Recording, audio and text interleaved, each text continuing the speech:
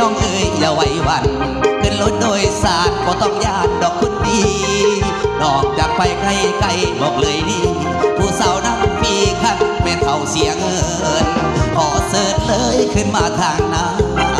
ส่วนแม่ค้าขอเสิร์ชขึ้นทางล่างขึ้นคันนี้ฮับพองบอกผิดหวังจะคอยระวังขอให้มีโพยไปใส่น้องใส่น้องราคา12อายเพราะว่าสิไปสักกา